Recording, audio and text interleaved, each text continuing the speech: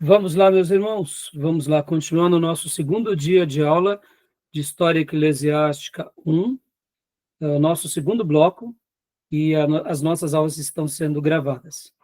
Acabamos de mostrar um pouco aqui a história dos apóstolos, falamos também dos livros chamados apócrifos, e eu acabei não mostrando para vocês, mas eu vou mostrar rapidamente aqui apenas um pouco do material, que é dos evangelhos chamados evangelhos apócrifos. Por exemplo, estou replicando aqui para vocês o Evangelho de Maria Madalena, né? Então, eu estarei compartilhando para vocês, para que vocês possam depois até mesmo estar lendo, estudando e conhecendo um pouco sobre o que diz esses apócrifos, tá bom? Aqui é o Evangelho segundo Tomé, o Dídimo, né? Temos também o Evangelho de Filipe, e temos também o Evangelho de Judas, tá bom? E eu vou estar passando no grupo de WhatsApp para vocês esse material, tá bom, meus irmãos? Então, a gente, como eu disse para vocês, não vai ter tempo de estudar eles, mas uma hora que vocês tiverem curiosidade, quiserem conhecer mais, né? Então, pesquisem mais sobre isso e eu estou passando para vocês esse material, tá? Tá bom? Continuando, então, aqui, nossos assuntos, nós vamos agora dar continuação, e eu quero passar agora um material que é do professor Maurício para vocês, que é sobre a preparação para o Evangelho, ou seja, Deus preparando o mundo para que o mundo fosse preparado para a recepção do Evangelho. Isso também tem a ver com a história, né? Como nós vimos há pouco, no módulo anterior, o quê? Nós tínhamos olhado, inclusive, o índice do material uma história ilustrada do cristianismo, que é a Era dos Mártires. Esse é um dos pontos que o nosso querido irmão Justo Gonzalez trabalha. Deus preparando o mundo para o Evangelho, né? Então, a preparação para o Evangelho. O mundo foi preparado para o Evangelho. Isso tem a ver com a história, isso tem a ver com esse fator também da revelação de Deus para conosco, né? Então, leia para nós, irmã Maísa, por gentileza, né? Os slides do professor Maurício, por gentileza. Pastor, eu vou pedir para outro irmão ler, que eu não vou conseguir ler agora. Tá bom. Eu estou trabalhando. Então, irmão Dil, tenha bondade, leia para nós, por gentileza. Né? Começa aqui, né? Primeiro é esse. Preparação para o Evangelho, professor Maurício Abreu de Carvalho. E agora o primeiro slide. Leia para nós, Dil, por favor.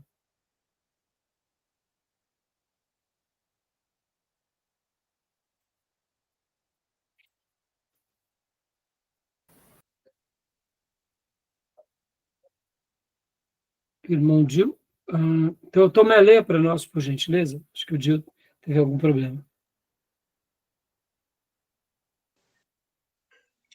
Plenitude dos tempos. Marcos 1,15 e Gálatas 4,4.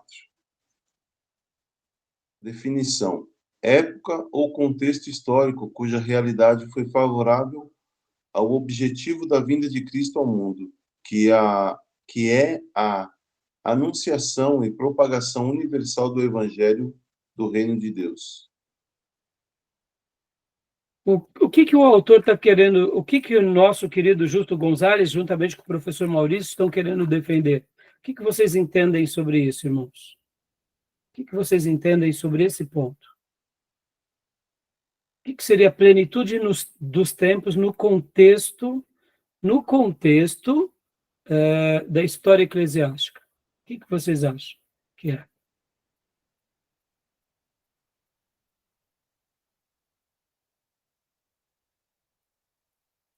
O que vocês acham ou deduzem que possa ser? A plenitude dá uma ideia de completo, né? Eu acho que quando Jesus veio, completou a maioria das profecias sobre ele, de fato, a revelação do plano dele, né, desde o princípio. Eu acho que se cumpriu ali quando ele veio. Só para lembrar que vocês, do sumário do nosso irmão Justo Gonzalez, né? O cristianismo e história, a plenitude do tempo. Olha só o que ele vai tratar, ó.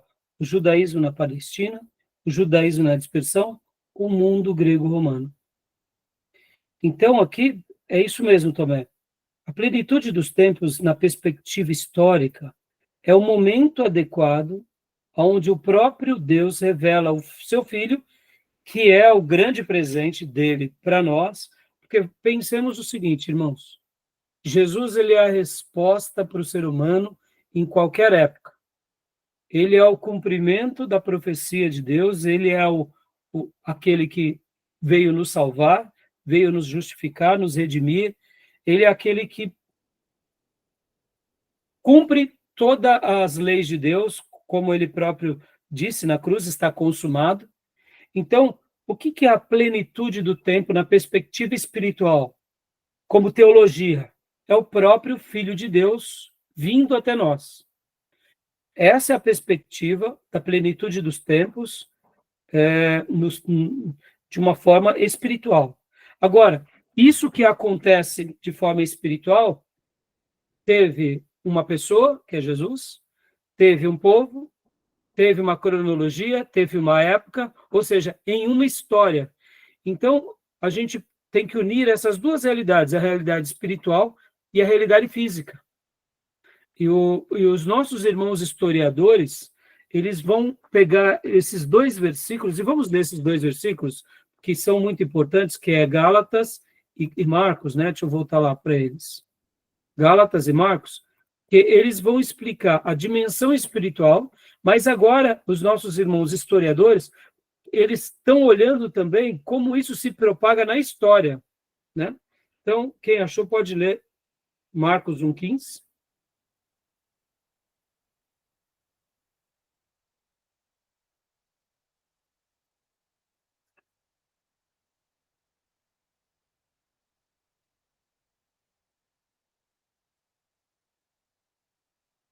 Quem achou? Marcos 1,15.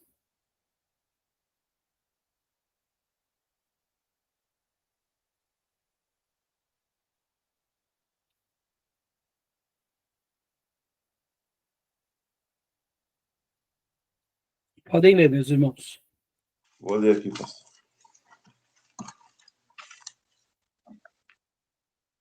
E eles, recebendo o dinheiro, fizeram como estavam instruídos. Não, perdão, estou lendo Isso, é isso que eu ia falar. uma coisa. E dizendo, o tempo está cumprido e o reino de Deus está próximo. Arrependei-vos e crede no Evangelho. Ótimo. A minha versão, que é a NVI, diz assim, Marcão e irmãos, o tempo é chegado. Dizia ele, o reino de Deus está próximo. Arrependam-se e creiam nas boas novas. Então, é como se o próprio Jesus e os demais apóstolos proclamassem isso. E Gálatas 4,4. Diz assim Gálatas 4,4. Mas, quando chegou a plenitude do tempo, Deus enviou seu Filho, nascido de mulher, nascido debaixo da lei, a fim de redimir os que estavam sobre a lei, para que recebêssemos a adoção de filhos. Percebam que aqui as palavras de Paulo, em Gálatas 4,4, é mostrando a supremacia de Jesus. No entanto, mostra que esse Jesus nasce de uma mulher, nasce debaixo da lei, para o quê? Para nos redimir, todos que estavam debaixo da lei, e todos, no caso, que crescem nele, se tornem filhos. No entanto, essa mesma palavra, plenitude dos tempos, porque quando a gente lê plenitude dos tempos, nós, geralmente, aqui fica até uma lição para vocês, quando muitos teólogos falam sobre plenitude dos tempos, eles olham apenas no contexto histórico. E no relógio de Deus, esse foi o melhor momento para Jesus nascer. Eu diria que essa é uma leitura histórica e interessante, mas, na minha opinião, a plenitude dos tempos se dá com o grande presente de Deus aos homens. Então, essa plenitude poderia ser em qualquer momento da história. Mas como Deus veio em uma certa história, então a plenitude dos tempos não é o tempo em si, mas é a pessoa que vem nesse tempo. No entanto, a pessoa que veio nesse tempo teve características bem peculiares. Por quê? Porque tudo está dentro do cronômetro de Deus ou do relógio de Deus. E aí sim entra então essa leitura histórica. Mas a plenitude dos tempos não é o tempo em si, é a pessoa bendita que vem nesse tempo. E essa pessoa bendita que vem nesse tempo acaba fazendo com que esse tempo fosse muito propício para a obra dele, que é a obra de Jesus e a obra da igreja entre nós. Tá bom, meus irmãos? Tudo bem até aí? Alguma dúvida, alguma pergunta? Então, continuando lendo aqui para nós, pode continuar lendo para nós, Tomé? O tempo do nascimento de Jesus Cristo. Pode ler para nós?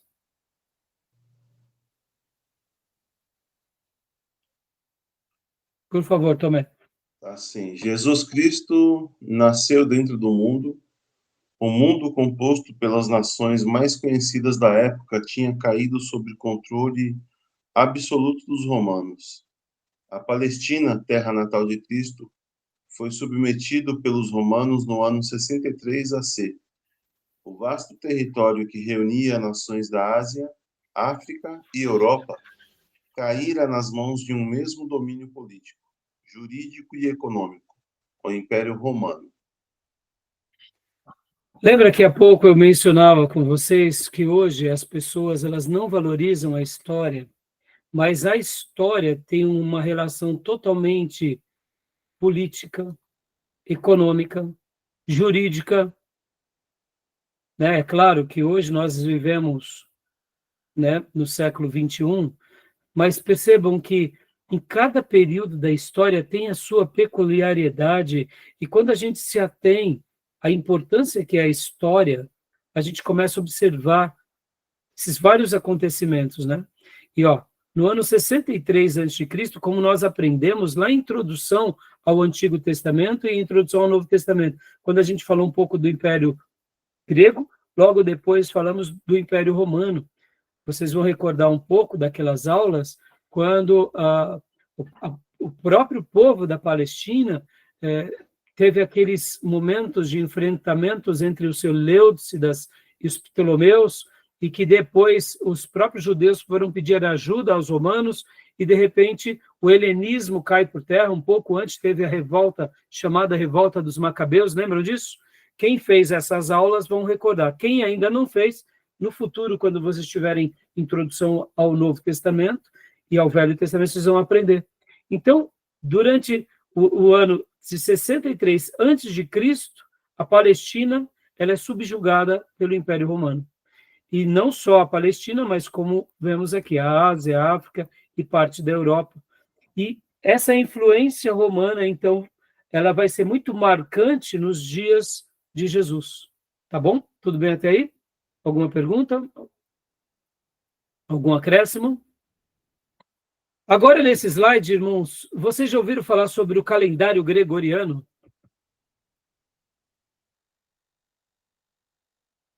Júnior, você que é o homem das leis, quer comentar alguma coisa sobre o calendário gregoriano? Não estou me recordando muito bem agora. Mas lembra aquela questão da datação, né? Foi para corrigir, não foi um outro calendário? Isso, exatamente. Então, pode parecer um pouco estranho o que a gente vai ver agora, mas já eu vou reprisar para vocês o que era o calendário gregoriano. Então, leia para nós, Tomé, por gentileza. O tempo de nascimento de Cristo. De acordo com o calendário romano, que coloca a data da morte do rei Herodes no ano 4 a.C., o ano provável do nascimento de Cristo fica entre 7 e 3 AC, além de contada em documentos e obras de historiadores antigos, muitos deles contemporâneos de Jesus, a existência histórica do Filho de Deus é totalmente afirmada e historiada pelos evangelhos no Novo Testamento. Irmãos, lembram da teologia liberal que tenta dizer que Jesus é um mito? Mais uma vez, a gente, como conservador, a gente tem que lembrar dessas palavras, que o nascimento de Jesus foi um fato histórico, confirmado pelos evangelhos e confirmados por várias pessoas na antiguidade. Então, isso é importante lembrarmos. Agora, aonde eu queria falar agora sobre a questão ora, Jesus nasce no ano 0, não no ano, aqui está dizendo entre o ano 7 e o ano 3 antes de Cristo. Como que Jesus vai nascer no ano 3 antes de Cristo? Na realidade, o que acontece? Houve uma correção nos nossos calendários. O Papa Gregório, o que acontece? Ele descobriu que no calendário nosso, do Ocidente, pode ver que existem vários tipos de calendário. Judeus usam um tipo de calendário, outras culturas também usavam outros tipos de calendário. Tem o calendário lunar, tem o calendário solar, e aí cada povo vai tendo o seu calendário, né? No Ocidente, o que acontece? Por essa razão que se colocou o dia 29 de fevereiro. A cada 4 anos não temos a data do dia 29 de fevereiro? É bissexto. Não é chamado ano o ano bissexto, né? Assim falado, né? O que seria isso na realidade? Por causa desse único ano, ao longo de 1000 anos, se dão a somatória desses outros vários anos. Por isso que quando a gente está olhando na história, alguns historiadores, eles não colocam o nascimento de Jesus no ano 0, porque como não tinha a data, né, do dia 29 de fevereiro, o que acontece? Quando se descobriu que houve um erro de datação nos calendários, então eles tiveram que fazer, desde o Papa Gregório para trás, refizeram as datações. E por essa razão deu essa pseudo-alteração. Então, por isso que muitas vezes a gente está lendo na história, e aí Jesus não morre no ano 33, Jesus morre no ano 27. Opa, mas peraí, como que Jesus morre no ano 27? Ou melhor, no ano 30? Ele não começa o ministério no ano 30, ele não começa o ministério no ano 30 e não morre no ano 33? E agora, por que estão falando que ele começa o ministério no ano 27 e não e morre no ano 30? São essas questões, tá bom? Deu para entender? Ou pastor, não está dando para ouvir o senhor, não. Não estou conseguindo ouvir nada que o senhor está falando. E os irmãos estão me ouvindo, não? Estou ouvindo. Ouvindo sim, pastor. Deve ser então, algum eu acho que é a problema. sua linha, Anthony. Deve ser a sua linha, viu? Tá me ouvindo, Samuel?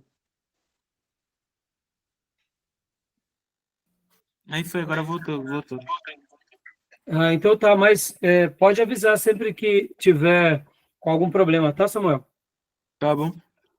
Então, deu para compreender, meus irmãos, o que seria esse ano bissexto, ou, no caso, essas datações, ou por que tem essas reconstruções do calendário? Relembrou, Júnior? Não relembrei, eu só sei que Gregoriano foi o primeiro Papa, né? Papa Gregório foi o primeiro Papa. Então. Mas a gente chama... Podem ver que o nosso calendário é chamado calendário gregoriano, né? Por causa dessa questão. Entendeu? Então, eu só estou explicando isso porque não parece estranho, né, Júnior? Jesus nasceu entre o ano 7 e o ano 3 antes de Cristo. Pera lá. Como que ele nasceu antes dele? Se o ano 0 é o ano dele. Mas historicamente, foi nesse ano. O que nós chamamos de ano 0, na realidade, seria por volta do ano 4 ou ano 3 antes de Cristo. Esse é o ano 0. Tá bom? Antes de Cristo, porque é uma data que ele nasce, onde a história está seguindo, né? No seu calendário. Isso é por causa dessa questão do dia 29 de fevereiro. Talvez alguém diga, poxa, pastor, mas é um dia só.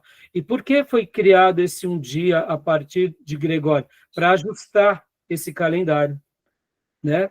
Foi uma conta que foi feita, nós não somos estudiosos sobre esse tema, mas é só para esclarecer um pouco sobre essa questão das datações, tá? Mas eu gosto, irmãos, só para vocês não ficarem aqui perdidos, eu gosto de seguir o calendário mais simples mesmo.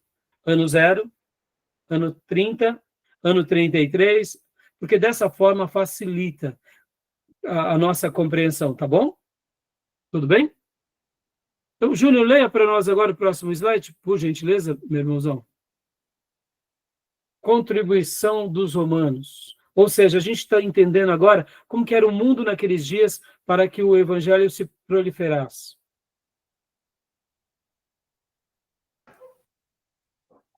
Tá. Contribuição dos romanos. A paz romana, Pax Romana. A ordem e as estradas. O governo romano se preocupou em estabelecer paz e ordem social em todas as nações sob seu domínio. Planejou e construiu um excelente sistema viário, caminhos e rota de navegação na terra, mar e rios, que interligava as várias regiões e nações. Além disso, concedeu cidadania a todos os cidadãos livres em todo o império e estendeu a obrigação do serviço militar a todos os cidadãos do sexo masculino.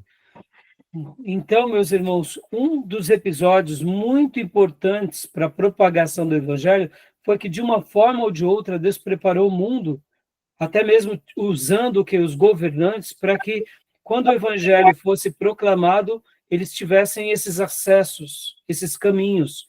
E, querendo ou não, de uma forma ou de outra, os próprios romanos fizeram parte desse projeto de Deus, no que se diz respeito à estrutura e até mesmo à proteção dos viajantes. Então, muitos evangelistas, no passado, quando eles pegavam essas rotas romanas, eles sabiam que poderiam trafegar com mais segurança do que no passado, porque havia guardas, havia postos militares, havia toda uma organização, né, dos romanos. Querendo ou não, foi uma grande contribuição, tá bom? Outra contribuição foi a contribuição dos gregos. Pode ler para nós também, Júnior, por favor? Na verdade, o calendário gregoriano não foi o nascimento de Jesus como referência, porque ano 1, nascimento de Cristo, e antes de Cristo, um ano antes de Cristo. Sim, sim. Seria o calendário propriamente puro e simples, né? A divisão. Só que depois, quando se foi notar que havia esse erro com relação ao 29 de fevereiro, notaram que quando essa datação não estava totalmente precisa, Júnior. Foi aí onde entra essa soma de 3 a 4 anos a mais. Então, quando se olha para trás, então é comum que a gente tenha alguns historiadores, uns vão considerar literalmente o ano 0, e alguns outros vão considerar essa alteração. E essa questão da datação ela é um pouco complicada, porque a gente tem que lembrar que na antiguidade, quando se falava sobre que dia era, como que eles faziam as suas datações? Eles faziam as datações com base no seu país, não no país do outro. Então, hoje é o primeiro dia do rei tal, ou é o quinto mês do ano segundo do rei tal. Então, podem ver que nas cronologias antigas, as datações eram baseadas nisso. Quando aquele país ou aquela nação se tornava incluída num império, aí as datações e os cronistas registravam dessa forma. É o ano tal do rei tal, e agora debaixo do imperador tal, que está no ano tal do seu governo. Pode ver que o Velho Testamento tem essas datações, né? Quando é a tribo do norte, quando é a tribo do sul, né? Então, só foi uma questão de acréscimo, né? Tá bom? Pode ler para nós, Júnior, por favor? Contribuição dos gregos. A cultura grega é o segundo fator que mais contribuiu para a unidade do mundo romano. Por isso, costuma-se designar a civilização dessa época de greco-romana. Ela foi espalhada por toda a parte, na verdade, imposta sistematicamente entre os anos 338 e 146 a.C., pelas conquistas de Alexandre o Grande.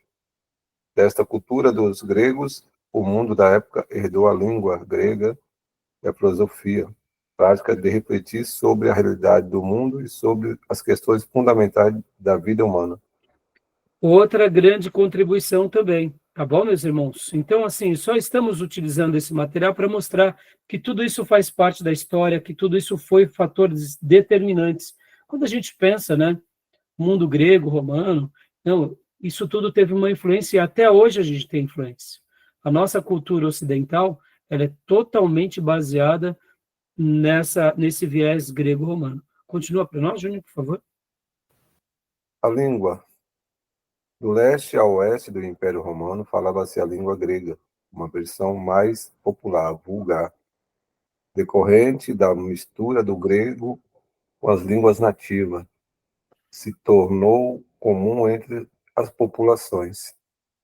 E o chamado grego koiné, falado também na Palestina e na grande maioria das regiões ao redor do mar Mediterrâneo. Todo o Novo Testamento foi escrito nessa língua e poderia ser lido em qualquer parte. E os apóstolos e os primeiros missionários pregaram em qualquer canto daquele mundo falando a língua grega. Eu poderia dizer aqui, meus irmãos, quando a gente muitas vezes assiste um filme do Evangelho de Jesus, dos apóstolos, nós imaginamos que eles falavam aramaico, mas não, meus irmãos, era comum que eles falassem grego no seu dia a dia. É claro que nas sinagogas eles liam em hebraico e eles também falavam aramaico, mas a língua hebraica era uma língua mais voltada à fé. O dia a dia deles era o quê? O grego, propriamente o grego, porque era assim que vamos dizer assim, o mundo antigo já tinha sido formado, né? Pode ver que há pouco, quando nós pegamos aqui esse slide anterior, aqui, do ano 338 até o 146, sistematicamente o mundo daqueles dias, que estava debaixo do Império Grego, foi literalmente dominado pela cultura helênica. Logo, não foi diferente também com os palestinos, ou seja, com os moradores ali de Canaã naqueles dias. E mesmo que os romanos os conquistassem, os romanos falavam com eles de que forma? Falavam com eles em grego. Por exemplo, irmãos, era muito comum naqueles dias, olha só que interessante,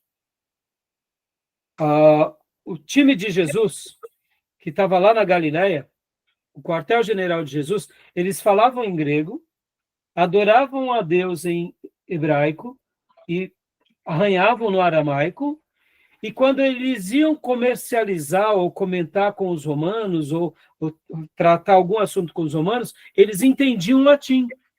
Então, percebam que quando a gente vai falar aqui e vai pensar um pouco, os judeus daqueles dias, pelo menos, tinham quase 4 idiomas, que era muito comum e que convivia com todos eles, principalmente o grego, depois o hebraico, o aramaico e o latim. E podem ver que o Novo Testamento ele está totalmente em grego, por quê? Porque era a língua de domínio. Possivelmente, o único evangelho que foi escrito em hebraico foi o evangelho de Mateus. Mesmo assim, nós não sabemos se, quando ele foi escrito, originalmente ele foi escrito em hebraico ou em grego. Eu deduzo ter sido em grego, porque, de fato, era a língua comum. Era a língua comum. Inclusive, entre os judeus, existia a versão dos 70, que era a versão da Septuaginta. Então, não era nenhuma novidade também se ler a Torá pela Septuaginta. Ou seja, se ler a Torá pelo grego. Não era nenhuma novidade. Tá bom, meus irmãos? Então, agora aqui, pode ler para nós. Gil, leia para nós, por favor. Alguma pergunta, meus irmãos? Estamos tratando desses assuntos, como eu mencionei, meus irmãos, porque aqui é o pano de fundo. É importante a gente entender o contexto histórico. Gil, leia para nós, Gil, por gentileza. Sim, claro. Antes da sua leitura, Gil, alguma dúvida, alguma pergunta, meus irmãos, queiram fazer? Algum comentário? Então, podem ler, Gil, por gentileza, já que os irmãos não têm. Leio sim. Contribuição dos judeus. A. A sinagoga e a diáspora. A sinagoga e a diáspora. Com a invasão e a derrota pelos persas dos dois reinos que compunham Israel no século VI a.C., teve início um processo de dispersão do povo judeu pelo mundo, que dura até hoje. É a chamada diáspora ou dispersão desde então, em todas as cidades importantes do mundo antigo. Existia uma colônia de judeus. E onde existiam judeus, haviam também uma ou várias sinagogas, onde os mestres e os escribas ensinavam as escrituras, a Torá, entre parênteses, e promoviam as cerimônias do culto judaico. Nós já aprendemos sobre isso, nenhuma novidade, né, meus irmãos? Ou seja, as sinagogas foram os primeiros lugares como projeto de Deus para o grande projeto chamado igreja, tá bom? Então, continua para nós, irmão Gil. Sim. B. A esperança do Messias.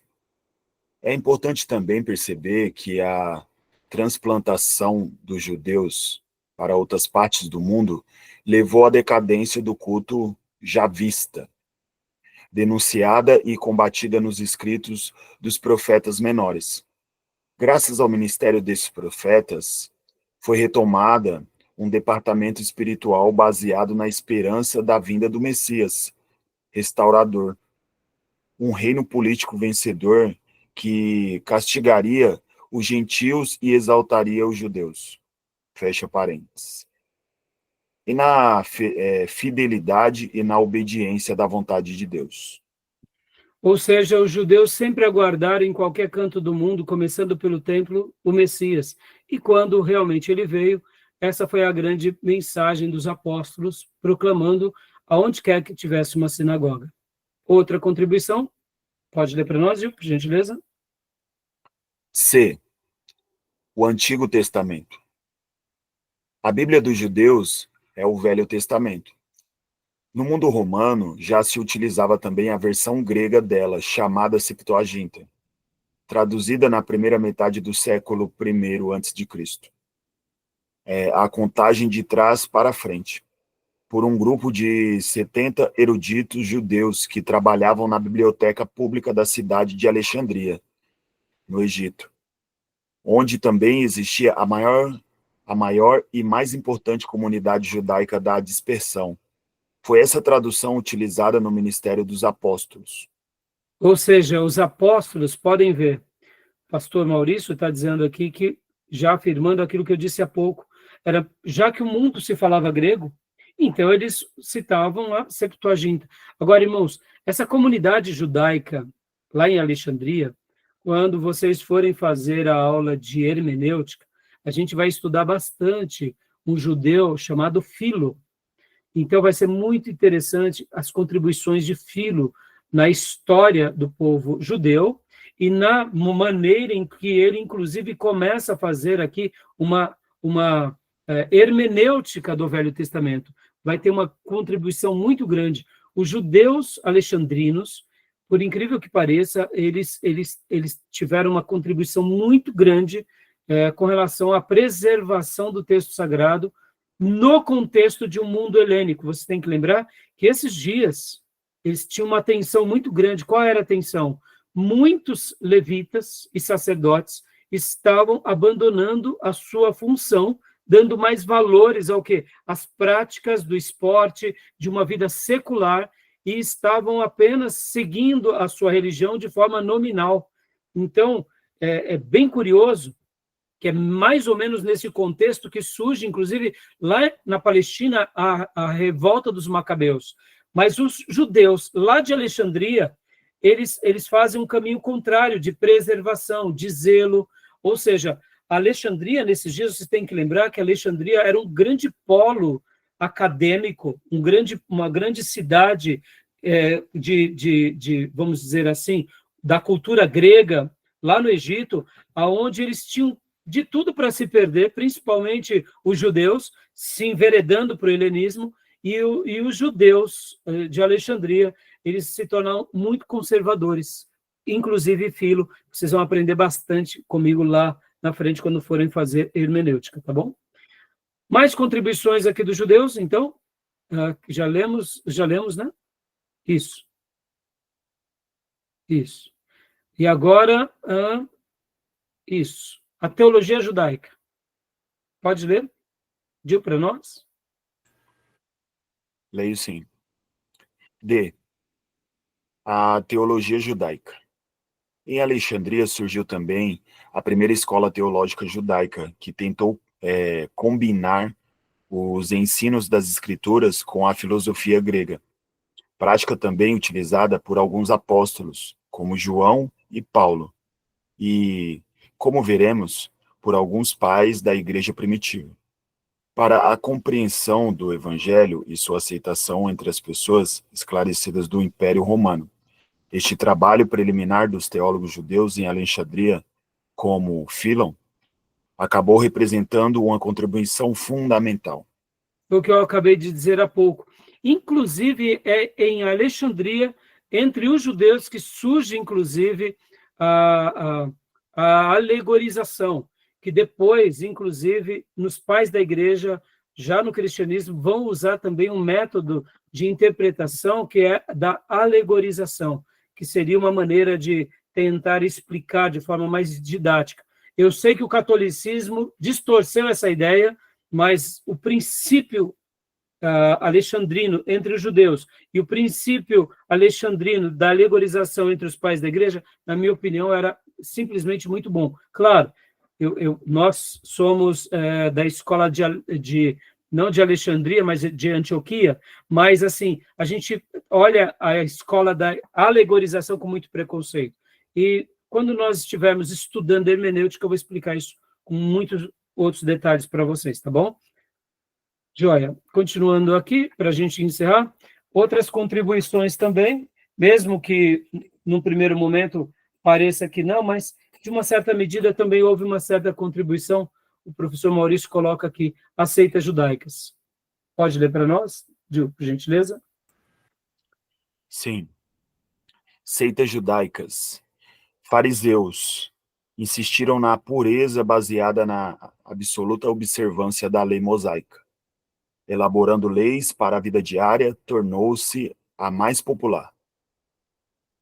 Escribas se notabilizaram por resguardar a pureza das escrituras e a prática devida aos seus ensinamentos. Saduceus, menos radicais, consideram necessário utilizar a religião judaica como valores do mundo, adeptos da filosofia e da cultura grega, né? Chegam a negar a imortalidade da alma e a ressurreição dos mortos. Isso, contextualizar, Gil, a religião judaica com os valores do mundo. Se for utilizar, tem problema. Na hora que a gente está lendo e não percebe, né? Mas percebam, então, de uma forma ou de outra, meus irmãos, querendo ou não, mesmo que eles fossem heréticos ou legalistas, acabavam sendo tensões para que os apóstolos também se preparassem para o enfrentamento no sentido do esclarecimento, né? Então, esse pano de fundo fez com que houvessem certas contribuições para a pregação do evangelho, tá bom? E temos também outros grupos, né? Que são esses grupos. Pode ler para nós, Gil? Sim, por favor. Os zelotes baseavam suas motivações religiosas no cuidado e no zelo espiritual em todos os detalhes da vida prática. Os essênios, movimento espiritual radical que pregou separação total do mundo e as suas influências diabólicas. Passaram a viver em cavernas ao longo do mar Mediterrâneo, sendo Qumran o local da comunidade mais destacada, onde aguardavam a vinda imediata do Messias. Sicários, paramilitares que combatiam com táticas de guerrilha a presença dos opressores políticos na Palestina. A Bíblia vai falar bastante sobre os zelotes, né? Tanto é que tem Simão o Zelote, ou seja, um dos apóstolos era desses grupos aqui revolucionários, viu, irmãos? Interessante, né? Os essênios, nós não temos muitas menções na Bíblia, temos, assim, algumas ideias, principalmente de que João Batista tivesse tido contato com eles, mas o que nós temos como acervo são as descobertas do Mar Morto ou de Qumran, né? E, irmãos, isso é um assunto muito interessante também, que também aqui já entra, já não só para a história eclesiástica, mas entra como para a história universal e a arqueologia. E os sicários são pouco mencionados de uma forma ou de outra, né? Tá bom, meus irmãos? A gente leu esse material simplesmente para mostrar, aqui voltando para o início desse slide, que o mundo passou por uma preparação para que o evangelho chegasse. E na perspectiva do Novo Testamento, esse momento histórico foi a plenitude dos tempos, onde a grande plenitude dos tempos, na minha leitura, é o Filho de Deus entre nós, e por essa razão a história vai criando formas.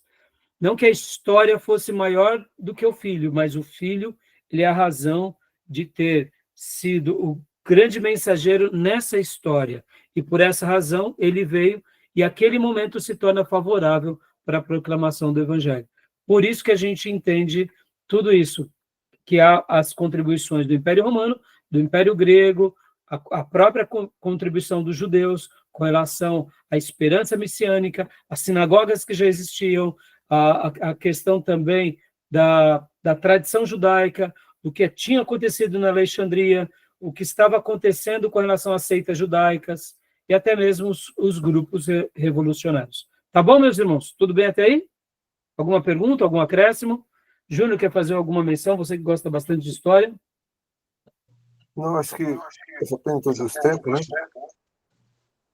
Que foi o momento crucial, né? O momento que Deus preparou dentro da história, o momento propício, né? Sim. Para que o Senhor nascesse, né? Ali e começasse o ministério, né? Isso aí. Maravilha, meu irmãozão. Então, pode falar. Uma pergunta meio atrasada que você comentou sobre os pergaminhos, né, que foram encontrados Em Qumran. em Qumran, né? E eu lembro que uma vez eu estava lendo sobre uma Bíblia que é de origem etíope. E nesse artigo que eu estava lendo, falava que a Bíblia etíope ela é considerada uma das mais antigas. Você sabe me dizer alguma coisa? Então, lembra que na última aula que nós falamos sobre aquela matéria que nós não temos na nossa grade, que é a crítica pessoal? Ah, sim. Então, ali é trabalhado um pouco mais sobre essas questões. Entendi. O que acontece é que, assim, está dando uma microfonia, Tomé. Isso. O que acontece é assim, Tomé, dentro dessa questão, por exemplo, dos melhores manuscritos, como a gente chama também, manuscritologia, né? É uma área muito interessante e muito profunda. Vai ter aqueles que são os melhores manuscritos e os que não são tão bons, vamos dizer assim. Não é porque eles não são bons, é porque eles acabam sendo descobertos muito tempo depois. Quando você for fazer a matéria de introdução ao Novo Testamento, Tomé, nós falamos bastante, nós iremos falar bastante, o Júnior talvez vai se lembrar, o Dio também, nós falamos bastante sobre os códices. O que seriam os códices, Tomé? Os códices na antiguidade eram isso. Pensa assim, vamos imaginar aqui hipoteticamente, tá? hipoteticamente, só para clarear essa ideia. Nós estamos no século III depois de Cristo. Estamos vivendo uma experiência lá em Alexandria. Então, eu sou o pastor de vocês, nós somos, no caso, egípcios, mas egípcios convertidos. Pertencemos à igreja cristã e nós temos o que? Os nossos papiros, os nossos pergaminhos. Então, esses pergaminhos ficavam com quem, principalmente? Ficava com o pastor. Então, geralmente, o que se fazia? Pegava todos esses papiros e pergaminhos, lembra que antigamente eram rolos?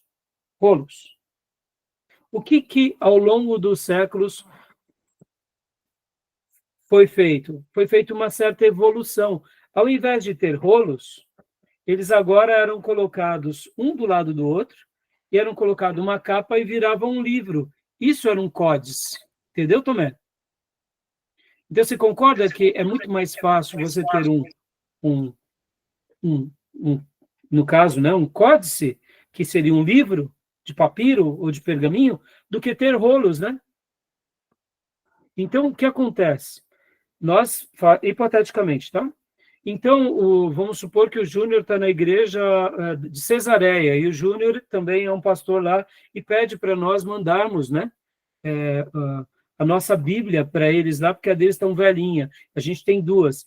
Então, a gente encaminha uma para lá, ou pede com que alguém fizesse uma cópia e encaminhasse para o Júnior lá em Cesareia. Passam-se os séculos, os historiadores e arqueólogos, quando eles acham esses pergaminhos, eles vão fazer a prova do carbono 14. E é em cima disso que eles vão falar, esses daqui são os melhores manuscritos, porque são mais antigos do que outros, e aí é onde tem essas discussões, entendeu?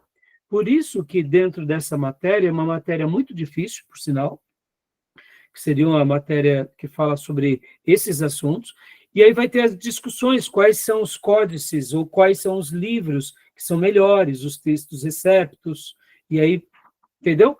Então, assim, os irmãos historiadores que gostam dessa área, que são prolixos nessa área, que entendem muito, eles vão dizer quais são os melhores manuscritos, quais não são. Por exemplo, porque em algumas Bíblias você tem colchetes, e aí embaixo está assim, não se encontra esse versículo nos melhores manuscritos. Já viram isso, irmãos? É porque em algumas Bíblias, aquela porção não está naqueles códigos mais antigos, só vai estar em outros, mais recentes. Quando eu falo mais recente, Tomé, eu não estou falando aqui 1800, tá? Eu estou falando assim mais recente do ano 1000, do ano 500, entendeu? Então, esse é um assunto muito interessante, mas só para antecipar aqui para você, para dar uma certa tranquilidade. Historicamente e arqueologicamente, nós, cristãos, temos um acervo absurdo de documentos do Novo Testamento. É uma coisa tão absurda como nenhum outro povo, nenhuma outra história, na história da humanidade. Só para você ter uma ideia. A quantidade que temos de manuscritos, de pergaminhos, de códices, é muito absurda. Se a gente for, por exemplo, pegar aqui e formos vasculhar na história, por exemplo, a quantidade de materiais arqueológicos de Platão, Sócrates e Aristóteles, a gente não enche essa sala, entendeu? E quando se trata da Bíblia, a gente enche lugares e mais lugares. Então, assim, quando se há essa discussão, é por causa disso. Então, a sua pergunta, não sei se eu respondi, ou se eu divaguei muito, mas deu para dar uma esclarecida? Eu entendi sim, pastor. Entendi sim. Tá bom? É mais ou menos isso, tá? A matéria é crítica textual. Esse assunto é um assunto de crítica textual. E é muito interessante, viu, irmãos? É muito interessante, tá? Tudo bem, meus irmãos? Tudo jóia até aqui? Quer falar alguma coisa, Júnior? Irmãos, alguma pergunta, alguma fala? Vou só acrescentar aí a questão que tinha falado sobre o Pentecostés. Eu acredito que também tem um dado a adicionar, né? Porque as contribuições foram muitas, o tempo era propício, tinha todos os ingredientes, né? Inclusive a língua grega, que é a língua corrente, chamada língua franca, né? Que Sim, era naquele mundo era a língua mais falada e a mais fácil, né? Ou seja, era a língua popular. Então isso sim. favoreceu a propagação do evangelho ao que os discípulos, o alcance do discípulo seria bem maior. E sabe, Júnior, nos nossos dias de seminário, os alunos falaram assim, perguntavam para o professor, mas por que Jesus não veio hoje, né? Com televisão, né? Estava surgindo a internet nos dias que eu estava fazendo seminário, e ali eles falaram uma coisa muito interessante. Eles falaram assim, irmãos, o calendário de Deus, ele tem um momento certo para cada acontecimento. Como você falou com muita propriedade, Júnior, a língua grega, e principalmente o grego koiné, que era o grego comum ou vulgar, por causa de ser comum, acabou sendo um documento histórico que se preserva por todos os séculos, né? Então, o que aconteceu naquele contexto romano, grego-romano, por meio da língua, por meio da história, querendo ou não, também foi uma matéria-prima de preservação. Hoje, por exemplo, e principalmente, né, depois de tantas mudanças na história, porque, como na aula passada, lembra que quando eu até fiz uma citação, eu quis tentar achar aqui no livro de Ética Cristã, aquela citação de Tracímaco, eu procurei, não achei, mas eu até publiquei no nosso grupo de WhatsApp, que nós estávamos falando que a história geralmente ela é contada pela história do vencedor. Mas nesse episódio aqui, é como se Deus permitisse que fosse contada a história em loco, como Deus sonhou. É claro que a história do vencedor foi contada, mas sempre foi assim, desde o Império Egípcio, pode ver, o faraó que dominava sobre os outros faraó, reescrevia sua história sobre os outros. E quem vencia de faraó ia fazendo isso. A história da humanidade é assim. Mas nesse momento da história, a gente vê que realmente Deus permitiu com que acontecesse tudo isso para que houvesse essa permanência.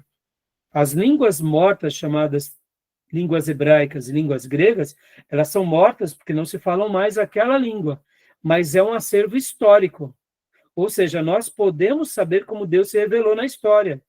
Nós podemos aprender a palavra a partir do texto como Deus se comunicou, porque ficou perpetuado na história. E essa língua chamada morta, quando estudada, a gente compreende ela plenamente. Por quê? Porque podemos fazer a ponte precisa do que se corresponde hoje para nós. Então, é isso que você acabou de dizer. E aí, fazendo só a citação, né, do livro, inclusive aquela citação que eu queria ter feito, e feito paralelo sobre escrever a história em nome do vencedor, está lá no capítulo 8 do livro de Ética, onde nosso irmão Geisler, ele comenta que o antigo filósofo grego Tracímaco supostamente afirmou que a justiça é o interesse do mais forte. E aí ele conclui, dito de modo mais simples, o direito está nas mãos do mais forte. Em outras palavras, o certo é definido em termos de poder, o que pode ser uma referência ao poder político, conforme Maquiavel. Apesar de poder ser ainda uma referência ao poder físico, psicológico ou de qualquer outra espécie. E aqui a gente pode ver que na história os poderosos também escreveram a sua história, porque o que é o poder senão o interesse do mais forte? Ou registrar a história segundo o seu prisma, né? Mas Deus permitiu que realmente houvesse essa plenitude do tempo, com a pessoa de Jesus, nesse contexto favorável, porque foi o grande apogeu de Deus, né, na história humana. Foi assim que ele sonhou. Não foi hoje, né, no mundo tecnológico, né? Então, assim, Deus, ele sabe o que faz e o porquê faz, né? E como faz, né? Mas, muito bem, Júnior. Gostei da sua citação, tá bom? Mais alguma coisa, meu irmão? Tranquilo, tranquilo. Meus irmãos, agora, aqui, percebam, o assunto da história ele é tão grande, ele é tão abrangente, a gente não está nem tratando dos imperadores romanos, por exemplo. Já, depois, eu vou mostrar para vocês uns slides apenas dos imperadores, só como citação. Quando a gente trata de história, a gente tem que ter um pouco de foco, porque senão a gente vai para tanto lugar, que quando vai ver, a gente foi para tanto lugar e a gente não traça a nossa linha. E eu quero lembrar que essas aulas aqui, elas são de história eclesiástica, né? Ou seja, a gente tem que olhar a história com foco na igreja, tá bom? Então, agora eu vou parar, deu o nosso horário, vamos para o último bloco, eu vou abrir aqui um outro slide, que é o slide do professor André, e eu vou compartilhar ele com vocês. E também vou pegar um outro material, que é o material que a professora Cida utilizava em aula, e a gente vai aqui caminhar um pouco em cima desse material, que é um resumo da obra. Então, a gente vai ler algumas porções aqui com vocês, tá bom? Alguma pergunta? Alguma dúvida? Tranquilo. Tranquilo? Então, vamos parar aqui, para a gente poder ir para o intervalo, e na sequência a gente volta, tá bom? Ok. Joia, vou parar.